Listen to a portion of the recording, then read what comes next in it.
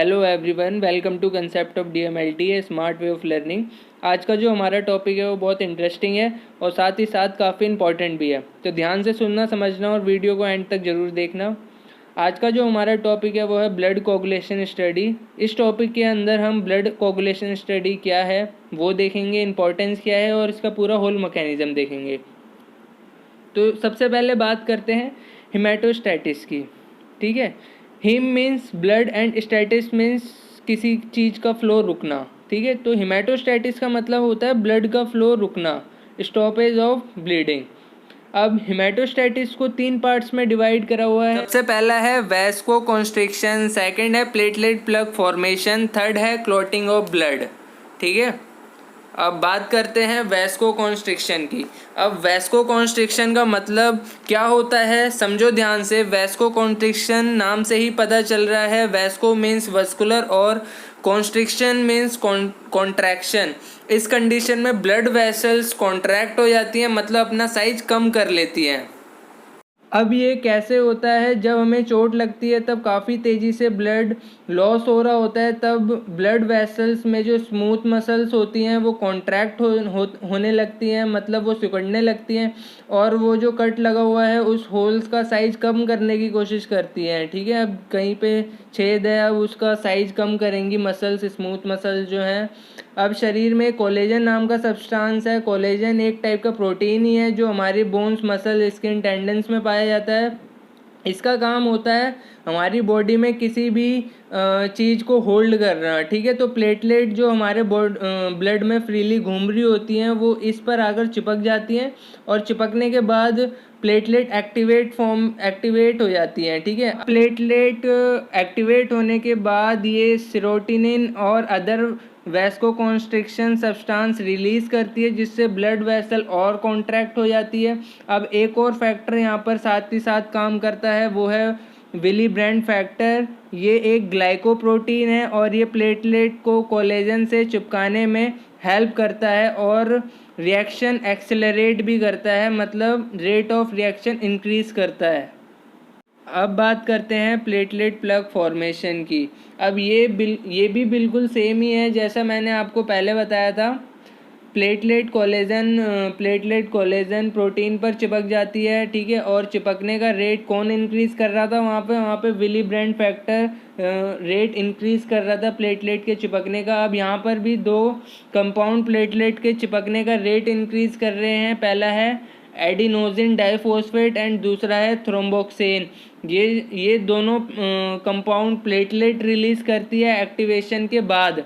अब इसका यूज़ क्या है, मतलब ऐसा हो ही क्यों रहा है। ठीक है, अब ये जितनी ज़्यादा मात्रा में प्लेटलेट कोलेजन से चिपकेंगी उतना अच्छा नेट फॉर्म होगा। ठीक है, उतना अच्छा प्लग फॉर्म होगा, फिर उसके बाद नेट अच्छा फॉर्म होगा, तो ब्लड वेसल अच्छी तरीके से कॉन्ट्रैक्ट होंगी। ठीक है, उस जगह पर जल्दी क्लॉट बनेगा और फाइनली ब्लीडिंग स्टॉप हो जाएगी। ठीक है, अब भी पूरा काम ख़त्म नहीं हुआ है, सिर्फ प्लग ही फॉर्म हुआ है। ठीक है, अब भी सिर्फ प्लग ही फॉर्म हुआ है। अब नेक्स्ट स्टेप में हम पढ़ेंगे क्लॉट फॉर्म होना, कैसे क्लॉट फॉर्म होगा और फाइनली ब्लीडिंग स्टॉप हो जाएगी प्रॉपरली। नेक्स्ट स्टेप है कोगुलेशन ऑफ ब्लड। ठीक है, कोगुलेशन ऑफ ब्लड क्या है? Coagulation is a process by which blood forms clot. ये पूरी की पूरी प्रोसेस है क्लॉट बनने की। और क्लॉट क्या है? जब ब्लड का सेल्यूलर पार्ट एक जगह पर चिपक कर इकट्ठा हो जाता है। ठीक है, तो उसे क्लॉट बोलते हैं। ठीक है, अब कोगुलेशन प्रोसेस देख लेते हैं। कोगुलेशन प्रोसेस क्या है? अब तक हमने पढ़ा था प्लेटलेट ने प्लग फॉर्म कर दिया, अब वहाँ पर thread like structure net form करेंगे और क्लॉट फॉर्म हो जाएगा। इस प्रोसेस में हमारी हेल्प करता है फिब्रिनोजन। फिब्रिनोजन एक ग्लाइकोप्रोटीन कॉम्प्लेक्स है, इसे लीवर प्रोड्यूस करता है। फिब्रिनोजन कन्वर्ट होता है फिब्रिन में। फिब्रिन थ्रेड लाइक स्ट्रक्चर है जो प्लेटलेट ने जो प्लग बनाया हुआ था पिछले स्टेप में उस पर जाकर चिपक जाते हैं और यही मेन रोल प्ले करते हैं क्लॉटिंग में। अब फाइनली क्लॉटिंग मैकेनिज्म पूरा हो गया। ठीक है, और ब्लीडिंग स्टॉप हो जाएगी। ठीक है, इतनी देर से हम प्लेटलेट के बारे में पढ़ रहे हैं। अब कुछ चीज़ें प्लेटलेट के बारे में भी मैं आपको बता देता हूँ। प्लेटलेट को हम कहते हैं थ्रोम्बोसाइट। ठीक है। ये हमारे एक कंपोनेंट है ब्लड का ही। प्लेटलेट के पास कोई भी न्यूक्लियस नहीं होता और ये मेगा कैरियोसाइट्स के साइटोप्लाज्म के फ्रैगमेंट्स होते हैं और ये लेंस शेप्ड के दिखाई देते हैं माइक्रोस्कोपी में, जैसा आप देख सकते हैं इमेज में। और इसका काम होता है, इसका काम तो आपको पता ही है, प्रिवेंशन ऑफ ब्लीडिंग या फिर कह सकते हैं फॉर्मेशन ऑफ क्लॉट। बात करते हैं क्या क्या फैक्टर इन्वॉल्व हैं क्लॉटिंग में, ठीक है। वो तो कोगुलेशन फैक्टर, वैसे तो कोगुलेशन फैक्टर बहुत सारे हैं पर मेनली हमें 13 ही पढ़ने हैं और 13 में से भी जो हमारा 6th फैक्टर है वो किसी और चीज़ में इन्वॉल्व था, क्लॉटिंग में नहीं था, इसलिए वो रिमूव्ड हो चुका है। बस 12 ही मेन फैक्टर हैं जो हमें पढ़ने हैं। फैक्टर फर्स्ट फिब्रिनोजन, ये मैंने पहले भी बता दिया था, ये ग्लाइकोप्रोटीन का कॉम्प्लेक्स है और फाइबर्स बनाने में हेल्प करता है। फैक्टर सेकंड प्रोथ्रोम्बिन, ये एक इम्पॉर्टेंट क्लॉटिंग फैक्टर है हमारा जो नॉर्मल ब्लड क्लॉटिंग में हेल्प करता है। फैक्टर थर्ड टिश्यू थ्रोम्बोप्लास्टिन, ये एक मिक्सचर है फॉस्फोलिपिड और टिश्यू फैक्टर्स का जो प्लाज्मा में पाया जाता है फ्रीली। ये एक कैटलिस्ट की तरह काम करता है प्रोथ्रोम्बिन को थ्रोम्बिन में कन्वर्ट करने के लिए, रेट ऑफ रिएक्शन इंक्रीज करता है साथ ही साथ। फैक्टर फोर्थ आयोनाइज्ड कैल्शियम, ये फ्रीली कैल्शियम है जो फ्रीली मूव करता रहता है हमारे ब्लड में, ये किसी भी प्रोटीन के साथ बाइंड नहीं होता, अटैच नहीं होता। क्लॉटिंग मैकेनिज्म में हेल्प करता है, मसल कॉन्ट्रैक्शन और रिलैक्सेशन में भी हेल्प करता है। अब बात करते हैं फैक्टर फिफ्थ लायबल फैक्टर की। It is a type of protein in coagulation system, ये भी एक तरीके का प्रोटीन ही है जो कोगुलेशन सिस्टम में हेल्प करता है। ये भी क्लॉटिंग मैकेनिज्म में कोफैक्टर का काम करता है, मतलब क्लॉट फॉर्मेशन का रेट इंक्रीज करता है। फैक्टर सिक्स्थ, ठीक है, फैक्टर सिक्स तो हमने हटा ही दिया था, ये क्लॉटिंग मैकेनिज्म का पार्ट नहीं है। फैक्टर सेवन्थ पढ़ते हैं। फैक्टर सेवन्थ है स्टेबल फैक्टर, ठीक है। इसे किडनी फॉर्म करती है under the influence of vitamin के, ठीक है। ये भी क्लॉटिंग मैकेनिज्म का इम्पॉर्टेंट पार्ट है। फैक्टर 8 देख लेते हैं। फैक्टर 8 है हमारा एंटी हीमोफिलिक फैक्टर, ये नेचुरली अकरिंग प्रोटीन है, ब्लड में पाया जाता है और क्लॉटिंग मैकेनिज्म में हेल्प करता है और इसका इस्तेमाल हीमोफीलिया ए को ट्रीट करने के लिए भी यूज़ करते हैं। अब बात करते हैं फैक्टर 9 की।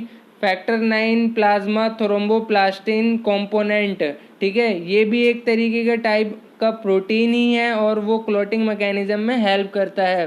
बात करते हैं फैक्टर 10th की, जो है हमारा स्टुअर्ट पावर फैक्टर, इसे लीवर प्रोड्यूस करता है और इसकी सिंथेसिस के लिए विटामिन के होना बहुत ज़रूरी है हमारे शरीर के अंदर। बात करते हैं फैक्टर 11 की, जो है हमारा प्लाज्मा थ्रोम्बोप्लास्टिन एंटीसीडेंट, ये भी काफ़ी इम्पोर्टेंट पार्ट है क्लॉटिंग मैकेनिज्म का और ये हेल्प करता है क्लॉटिंग में, ठीक है। अब बात करते हैं फैक्टर 12 की, वो है हिमेजिन फैक्टर, ये एक प्लाज्मा का प्रोटीन है, क्लॉटिंग मैकेनिज्म में हेल्प करता है और प्रॉपरली क्लॉट होने में हेल्प करता है, ठीक है, at a time of plug formation. एक और क्लॉटिंग फैक्टर हमारा बचा हुआ है, वो एक्स्ट्रा क्लॉटिंग फैक्टर है, उसे भी मैं बता देता हूँ। वो है फैक्टर 13, उसका नाम है फिब्रिन स्टेबलाइजिंग फैक्टर। ये क्या करता है, जब भी क्लॉट फॉर्म होता है तब बार बार कंटिन्यूस ब्रेक डाउन होती है फिब्रिन की, तो ये कंटिन्यूस नेट फॉर्म करने में हेल्प करता है, ठीक है। इसकी डेफिशिएंसी से क्लॉट फॉर्मेशन में प्रॉब्लम आती है।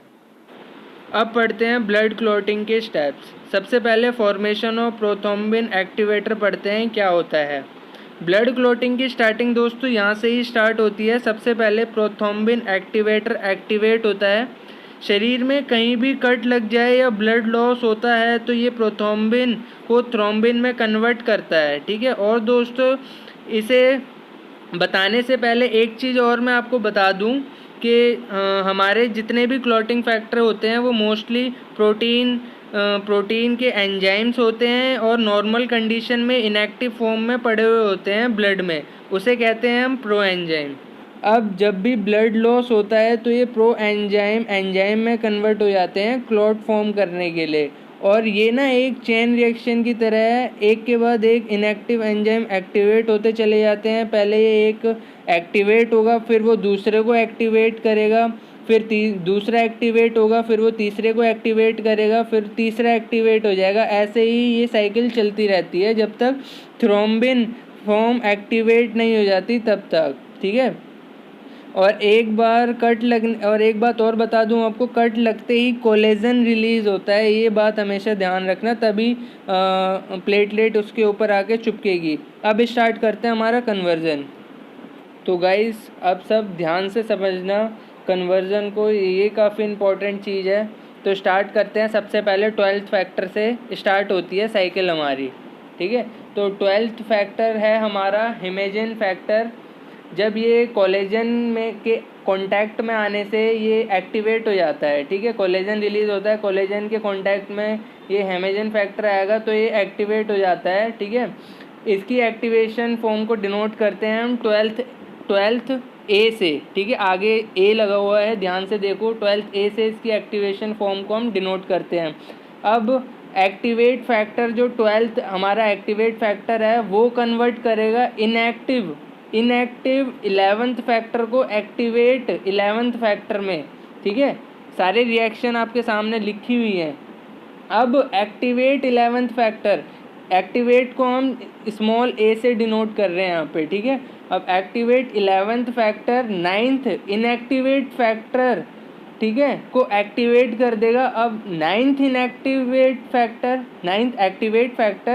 8th फैक्टर के साथ कंबाइन होकर, ठीक है, 10th इनएक्टिव फैक्टर को एक्टिवेट कर देता है, ठीक है। मैं ये लाइन आपको दोबारा बता देता हूँ। 11th factor 9th inactive factor को एक्टिवेट कर देता है। अब 9th activate factor 8th factor के साथ कंबाइन होकर 10th इनएक्टिव फैक्टर को एक्टिवेट कर देता है। तो बेसिकली यहाँ पे 10th इनएक्टिव फैक्टर एक्टिवेट होता है, ठीक है। 10th फैक्टर एक्टिवेट हो रहा है यहाँ पे। अब एक काम और हो रहा है यहाँ पे साथ साथ, ये जो प्लेटलेट है ना, प्लेटलेट कहो या एक्टिवेटेड प्लेटलेट कहो, ये फॉस्फोलिपिड भी रिलीज़ कर रही है साथ साथ, ठीक है। अब यहाँ पे क्या कहानी होती है कि अब एक्टिवेटेड 10th फैक्टर जो है वो कंबाइन करेगा फॉस्फोलिपिड के साथ, ठीक है, फॉस्फोलिपिड के साथ और प्लस 5th फैक्टर के साथ, ठीक है। उसके साथ कंबाइन करके ये प्रोथ्रोम्बिन को प्रोथ्रोम्बिन एक्टिवेट फॉर्म में कन्वर्ट कर देता है। अब यहाँ पे हमारा प्रोथ्रोम्बिन एक्टिवेट फॉर्म में आ चुका है, ठीक है। अब यहाँ पे हमारा फॉर्म हो चुका है प्रोथ्रोम्बिन एक्टिवेटर, ठीक है। अब एक चीज़ और, यहाँ पर जो प्रोथ्रोम्बिन एक्टिवेटर ये जो फॉर्म हुआ है ना, ये इंट्रिंसिक सिस्टम से फॉर्म हुआ है, ठीक है। ये इंट्रिंसिक सिस्टम का पार्ट था, ये जो मैंने अभी आपको बताया, इतना जो ये सीरीज चल रही है फैक्टर 12 से लेके फैक्टर 10 तक, ये इंट्रिंसिक सिस्टम का पार्ट है। तो ये अब इसमें ये फॉर्म हुआ है हमारा प्रोथ्रोम्बिन एक्टिवेटर। अब ये एक्सट्रिंसिक सिस्टम में भी फॉर्म होगा, ठीक है। अब देखते हैं एक्सट्रिंसिक सिस्टम में कैसे फॉर्म होता है, ठीक है। अब इसमें एक्सट्रिंसिक सिस्टम में मेन काम बस फैक्टर 3 का है, ठीक है। फैक्टर 3 था हमारा थ्रोम्बोप्लास्टिन, ठीक है। अब जब हमें चोट लगती है तब ये फॉर्म होता है, ठीक है। जब हमें चोट लगेगी तब ये एक्टिवेट होगा, ठीक है। मतलब टिश्यू हमारा डैमेज होगा या फिर ब्लड लॉस काफ़ी मात्रा में हो रहा होगा, तब ये ऑटोमेटिकली एक्टिवेट हो जाएगा, ठीक है। इसके एक्टिवेट होते ही प्रोथ्रोम्बिन एक्टिवेट फॉर्म में बनना चालू हो जाएगा, ठीक है। तो दोनों जगह से हमारा इंट्रिंसिक और एक्सट्रिंसिक दोनों जगह से हमारा प्रोथ्रोम्बिन बनना चालू हो गया। अब ये जो प्रोथ्रोम्बिन एक्टिवेटर जो बना है ना, ये इंट्रिंसिक और एक्सट्रिंसिक पाथवे में ये कन्वर्ट करता है प्रोथ्रोम्बिन को थ्रोम्बिन में, ठीक है। अब ये जो कैल्शियम की प्रेजेंस और ये जो क्या कहते हैं फैक्टर 4 है ना, इनकी प्रेजेंस में बस ये थ्रोम्बिन की प्रोडक्शन इंक्रीज़ हो जाती है, ठीक है। मतलब रेट ऑफ रिएक्शन इंक्रीज़ हो जाता है। कैल्शियम और फैक्टर 4 यहाँ पे बस रेट ऑफ रिएक्शन इंक्रीज़ कर रहे हैं। अब थ्रोम्बिन कन्वर्ट करता है इनएक्टिव फिब्रिनोजन को एक्टिवेटेड फिब्रिनोजन में, ठीक है। अब एक्टिवेटेड फिब्रिनोजन फिब्रिन में कन्वर्ट होता है। फिब्रिन हमारा जो है थ्रेड लाइक स्ट्रक्चर है, और थ्रेड्स को प्रॉपरली अरेंज करने के लिए एक और प्रोसेस साथ में चलती है, उसको भी मैं आपको अभी बता देता हूँ। थ्रोम्बिन जो है वो फैक्टर 8 इनएक्टिव फॉर्म को कन्वर्ट करता है फैक्टर 8 एक्टिवेटेड फॉर्म में in the presence of calcium ion and factor 5, ठीक है, to form stable fibrin clot, ठीक है। ये जो क्लॉट बन रहा है उसे स्टेबल करने के लिए, ये लास्ट में स्टेबल फिब्रिन क्लॉट जो आया है वो यहीं से आया है, ठीक है। ये जो थ्रेड नेट फॉर्म कर रहा है, ठीक है, उसे स्टेबल करता है, ये जो लास्ट रिएक्शन है अब स्टेबल क्लॉट फॉर्म करने में हेल्प करता है। तो गाइस ये थी हमारी आज की वीडियो आपको अच्छी लगे तो प्लीज़ लाइक करें, कमेंट करें, कुछ डाउट हो तो वो भी पूछे कमेंट सेक्शन में, कोई प्रॉब्लम आ रही हो तो वो भी कमेंट सेक्शन में डालें, और आप चैनल पर नए हो तो प्लीज़ चैनल को सब्सक्राइब कर दें, वीडियो को लाइक कर दें। Thank you.